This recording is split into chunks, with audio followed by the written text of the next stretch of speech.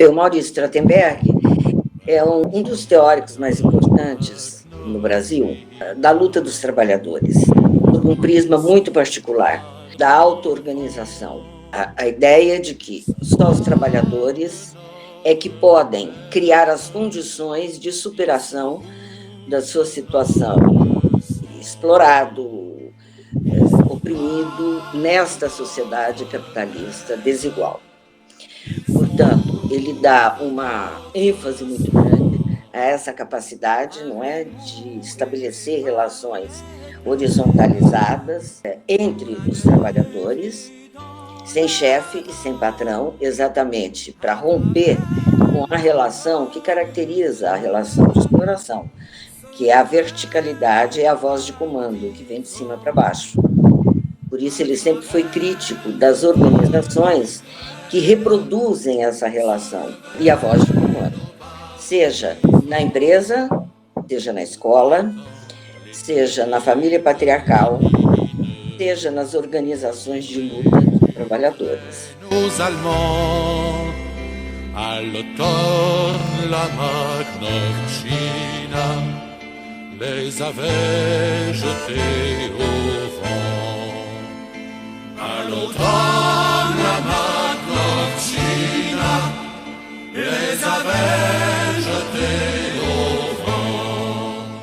Magnovchina, Magnovchina, tes drapeaux sont noirs dans le vent. Ils sont noirs de notre peine, ils sont rouges de notre sang. Ele vem de uma família camponesa, ucraniana, judaica, e para fugir dos pogroms que existiam nessa época, ao fim de 19, começo do século XX, saem de lá, muitos vão aos Estados Unidos, para a Europa, e a família dele, com mais um grupo de camponeses, vem para o Rio Grande do Sul, no Brasil. E esse conjunto de camponeses, eles não cortam os laços definitivamente com os ucranianos. Lá eles já tinham proximidade com o movimento anarquista, e eles continuam a receber os jornais, panfletos, etc., acompanhando tudo que está acontecendo lá, especialmente no que diz respeito aos movimentos dos trabalhadores. Ele passa os primeiros anos da vida nesse local, é uma colônia camponesa perto de Erechim, e depois a família se muda para Porto Alegre, fica alguns anos lá, depois eles vêm para São Paulo, vão morar no Bom Retiro, em seguida no Brás. Ele já termina o ensino fundamental e tem que trabalhar, porque é uma família pobre. E, ao mesmo tempo, ele não quer deixar de estudar. Então, ele começa a ler muito, ele entra em contato com os anarquistas do Brás, que são trabalhadores, que tem um centro de cultura social muito ativo, que promoviam grandes palestras, inclusive com palestrantes de fora do Brasil. E aí ele vai cada vez mais se interessando pela história e pela política e pela economia, e vai se formando. Ele tem uma formação muito atípica, não é? Uma formação autodidata nesse sentido. Um autodidatismo que não se forja na solidão, mas, e isso é muito importante, no contato com outros trabalhadores, com militantes anarquistas, e o que faz toda a diferença, porque ele tinha um diálogo permanente. Ele vai ampliando os seus contatos, nessa busca do conhecimento e na busca das atividades de luta. E assim, ele vai conhecer, na Biblioteca Municipal de São Paulo, um grupo de intelectuais mais velhos que ele, e que são muito importantes na sua formação. Mas vim a São Paulo com a família e não tinha escola à noite, e aí fui ler na Biblioteca Municipal. E gostei tanto que fiquei lá 10 anos. E lendo autodidaticamente história do Brasil, sociologia, filosofia. E lá isso é também frequentado por um pessoal que depois ia fazer carreira universitária como eu, era o Luiz Alfredo Galvão, o Márcio Tomás Bastos na área do direito, O Carlos Henrique Escobar, que também era autodidata, e hoje é professor de filosofia na UFRJ. E o Antunes Filho, que foi para teatro. O Flávio Rangel também foi, mas já falecido. E formava-se um grupo para discutir questões. Então a gente lia na biblioteca, na sala, saía de lá e ficava junto à Minerva, no saguão, discutindo o que havia lido. É um mundo que se abre para ele, não é? Não só uma biblioteca fabulosa, já naquela época, como um grupo de intelectuais de esquerda com quem ele pode dialogar, debater e discordar, que era tudo muito livre. Tanto que ele fala, eu não fiz a escola regular, o ensino regular, mas eu tive várias universidades, né, que começa ainda lá no Rio Grande do Sul, com esses camponeses, que já viviam uma prática mais coletivista, e traziam essa herança da Ucrânia, e depois no Brás, com os anarquistas, nos centros de cultura, depois biblioteca municipal, e ele precisava de algum diploma, e o Antônio Cândido, com quem ele se dava muito bem, diz a ele, olha, de acordo com as normas atuais da Universidade de São Paulo, você pode entrar num curso de graduação se você escrever uma monografia. Bom, aí ele escreve um livro, que é o primeiro livro dele, Planificação, Desafio do Século XX. E havia uma lei, né, que dava direito, você não tendo o segundo grau, né, o colegial, o ginásio, podia apresentar uma monografia que a juiz da congregação te daria direito a ingressar na universidade. E o professor João Cruz Costa, autor da História das Ideias no Brasil, Positivismo no Brasil, relatou a minha monografia, que era mais ou menos o que eu havia lido durante 10 anos sobre uma série de coisas mais políticas. Bom, e depois saí publicado em livro pela editora Senzala, que era do Chazinho, mas em 68 a editora fechou, e hoje o livro é muito raro, nem eu tenho. Tão raro que nem eu tenho o exemplar. De notre peine, ils sont rouges de notre sang. Ils sont noirs de notre peine, ils sont rouges de notre sang. Aí foram professores de várias pessoas que hoje são conhecidas e tal. Ele levava os alunos na biblioteca Mário de Andrade. Quer dizer, então, são alunos formados já dentro de uma outra pedagogia, de você buscar o seu conhecimento, que está muito ligada a essa ideia que ele nunca abandonou, ele vai desenvolvendo e aprimorando e até o fim da vida, que é da auto-organização e da autonomia da classe trabalhadora, inclusive da autonomia intelectual. Daí ele insistir, não se pode ser leitor de um único autor e não se pode se perder na ortodoxia. Não é? Tanto que ele é conhecido como um heterodoxo. Às vezes se diz, a heterodoxia do Maurício, de uma forma meio pejorativa, tentando dar a ideia de ecletismo, que é uma coisa completamente diferente. Maurício nunca foi eclético. Ele era aberto, é muito diferente.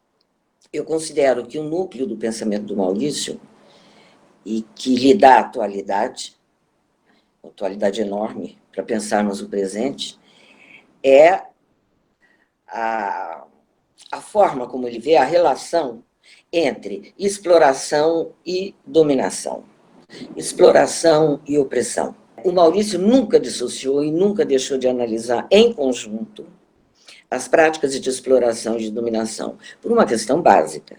É impossível você fazer o outro trabalhar além do que ele precisa sem uma dose de coerção. Não existe exploração sem coerção.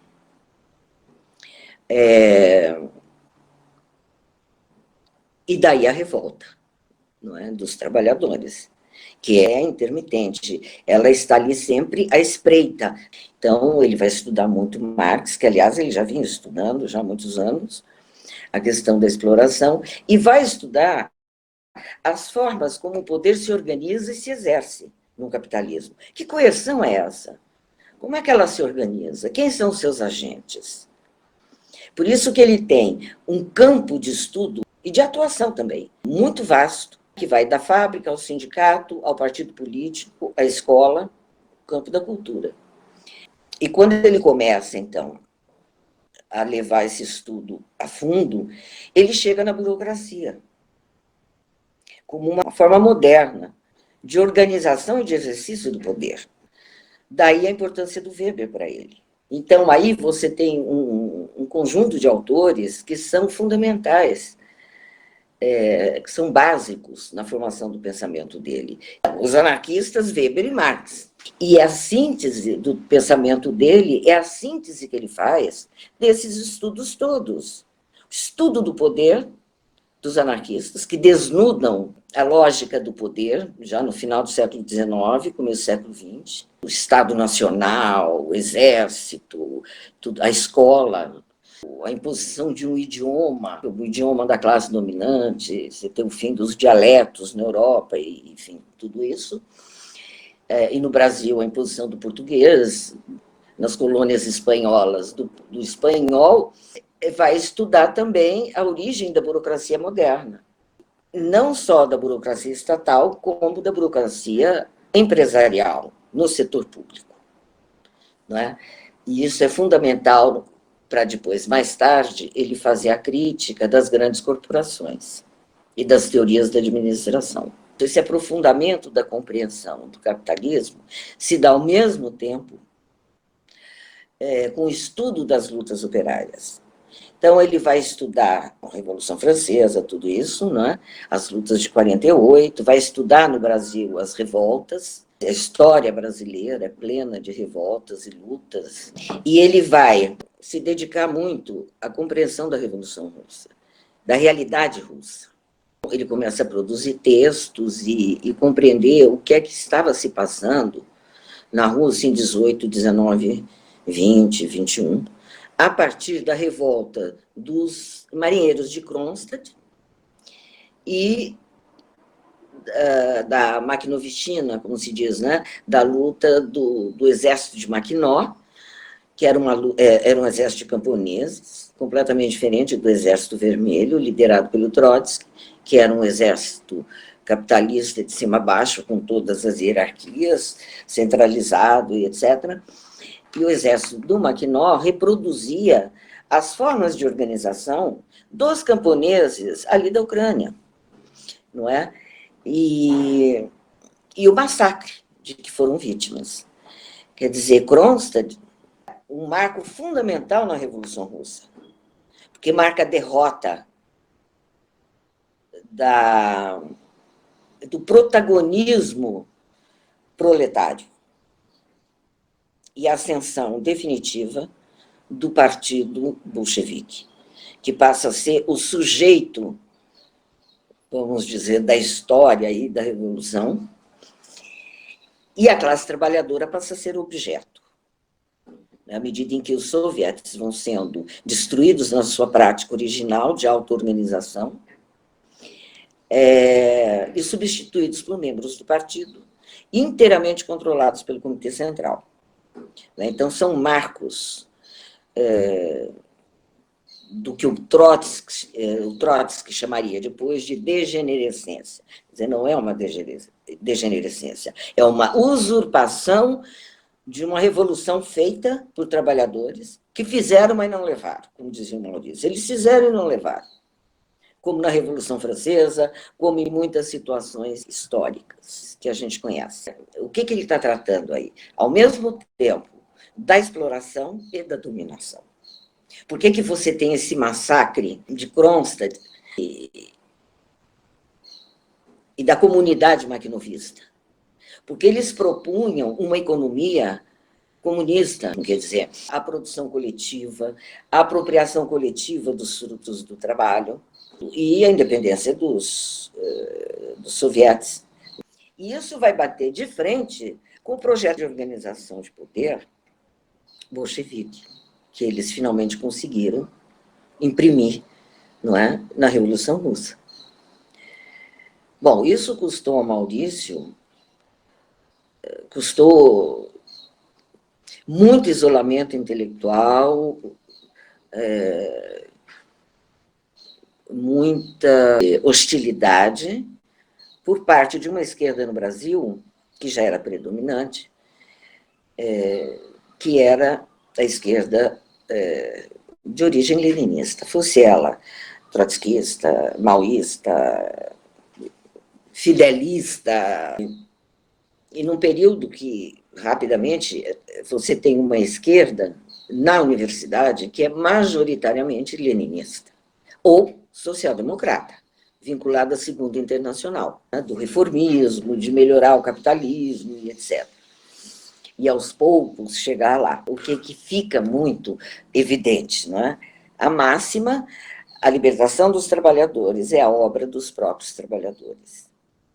Quem tentar ou disser que vai fazer isto para eles, para os trabalhadores, na verdade, vai se constituir num novo governo, num novo poder econômico e político. Para mim, o Maurício é o grande teórico da autonomia dos trabalhadores. Ele citava muito Bakunin, você não pode lutar pela liberdade sem liberdade.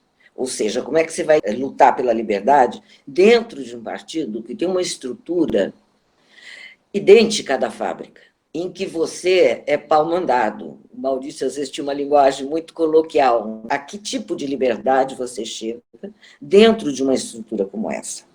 Tem toda uma relação com a concepção de educação do Maurício. Qual é o objetivo do professor e da escola? É desenvolver autonomia intelectual no aluno. Educar é dar as condições objetivas para que cada aluno possa desenvolver o seu próprio pensamento. Então, essa defesa de um modelo educacional fundado na liberdade, no direito à dúvida, à contestação e na autonomia do aluno, é a base para ele pensar a formação da classe trabalhadora, que sempre foi pensada pela elite capitalista. Ele vai estudar as relações de poder na escola. Fala, como é que você forma robô alegre? Como é que você forma servos? Na família patriarcal e na escola. Por isso que a escola pública, voltada para a formação das novas gerações da classe trabalhadora, ela é tão conservadora, ela é tão autoritária, porque a criança tem que aprender a obedecer. E ela não tem que pensar, ela não tem que duvidar, ela não tem que discordar do professor. Assim como o operário não pode discordar da direção do partido ou do sindicato. Então, veja, essa concepção dele, essa visão teórica e visão de mundo, de estudar exploração com a dominação, é a base de todo o seu pensamento. E é isso que define a amplitude do seu pensamento, inclusive de objetos de análise, e vai definir a sua atuação, porque ele não é um intelectual, não foi nunca um intelectual de gabinete. Ele produz muito, é um intelectual altamente sofisticado em termos de elaboração teórica, mas ele escreve, por exemplo, é o único intelectual que eu tenho notícia que escreve durante anos no jornal Notícias Populares.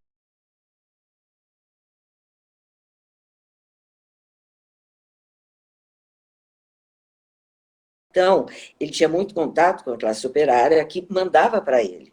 Então, qualquer problema dentro da fábrica, eles mandavam para o Maurício analisava e escrevia, numa linguagem que todos entendiam, sem perder a profundidade da análise. Capaz de estabelecer as relações entre aquele problema particular e a estrutura capitalista, o fato daquela empresa ser uma transnacional. Ele fazia articulação de tudo. Quando começa a haver já um abrandamento da brutalidade do terror de Estado militar no Brasil, muitos movimentos começam a vir à tona. Não que eles não existissem, mas eles eram absolutamente clandestinos. Não é? 78, 79, 80 é o momento em que organizações clandestinas dentro das fábricas emergem e começam a tomar a cena política, com as grandes ações sindicais, lutas sindicais, etc. Ele vai ver ali como um renascimento muito importante dessa autonomia dos trabalhadores, de pensamento e de ação. Autonomia, veja, não é uma palavra que defina algo em si. A autonomia é sempre em relação a alguma coisa. A autonomia com relação a dirigentes burocráticos de partido, de sindicato, tudo isso. É a primeira expressão prática e organizativa, não é? Dos trabalhadores no Brasil, depois dos anos duros de repressão econômica e política, dos arroxos salariais, das listas negras, que as empresas trocavam entre si com nomes de trabalhadores atuantes e tal, que não arrumavam mais emprego, e que repassavam, inclusive, para a polícia, para os órgãos de repressão. O Maurício vai ver aí, então, uma retomada dessa autonomia, que ela é latente no dia a dia do trabalhador, e que quando começam a surgir algumas condições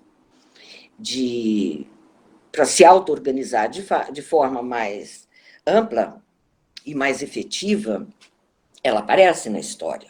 Nessa época, ao mesmo tempo que ele escreve no Batente, ele escreve na página 3 da Folha de São Paulo, opiniões, ele sempre escrevia ali. E ali ele defendia, não é, a condição operária, as lutas operárias, fazia a crítica às políticas estatais e às políticas empresariais das grandes empresas. Ele escrevia para a classe trabalhadora, afora 2 teses que ele teve que fazer, com uma linguagem muito acadêmica, que era Burocracia e Ideologia, e depois o livro da livre docência, não é? Que virou livro, que também é muito importante, é sobre empresas, burocracias, teorias administrativas, etc. Ele escrevia para a classe trabalhadora, e ele conseguia uma proeza de falar de forma que qualquer um que dominasse os códigos da leitura não podia entender,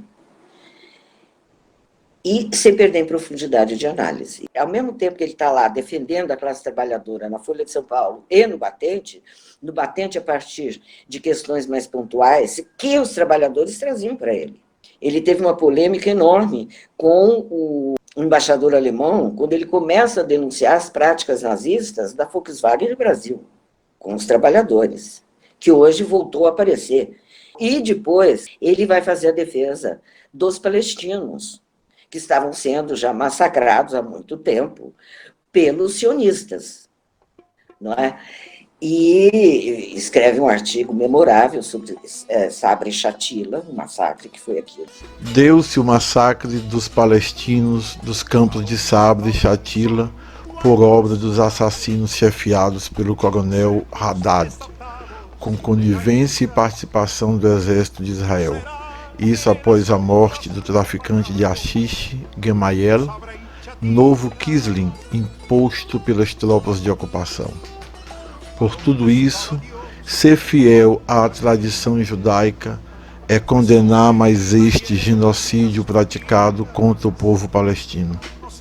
É necessário acabar de vez com o etnocentrismo que toma a forma do judeucentrismo, onde o massacre de judeus brancos por brancos europeus tem um status diferente do massacre dos armênios pelos turcos, dos negros africanos pelos traficantes de escravos, dos chineses na Indonésia. Assim, Auschwitz é elevado à potência metafísica. Sou um dos últimos a minimizar as atrocidades cometidas em Auschwitz.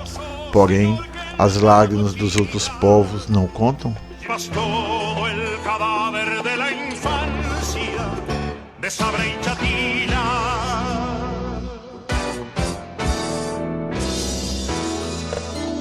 Aí, voltando um pouco para essa conjuntura de 70, 80, quando começam as lutas operárias no Brasil e ganham enorme protagonismo, surge o PT e depois a CUT. E foi uma época que ele era convidado por trabalhadores de fábrica para debater a questão da autogestão e da autonomia dos trabalhadores, da auto-organização. Porque eles já tinham criado suas comissões de fábrica, estavam criando onde não havia, e onde havia era um debate interminável, não é? E os sindicatos sempre tentando trazer para si essas comissões. E ele discutia muito nessa época a questão da cooptação. Que o maior perigo numa abertura política e numa democracia é a cooptação, não é? Das figuras mais enérgicas, vamos dizer, mais dispostas à luta. Ao mesmo tempo que ele fazia crítica à vanguarda leninista, é claro que ele reconhecia que sempre há nas lutas trabalhadores mais envolvidos, que têm mais comprometimento, etc, etc. Isso não lhes dá o direito de dizer ao outro, ou de mandar no outro, ou de estabelecer relação de poder. E esses são os mais visados para serem cooptados, tanto para o sistema político quanto para o sistema econômico, no interior das empresas e tal, sindicato pelego, comissões pelegas, porque na época o capitalista não é idiota, eles começam também a querer criar comissões a partir da empresa, dos departamentos de RH. Maurício escreve dezenas de artigos sobre isso, criticando, mostrando a arapuca.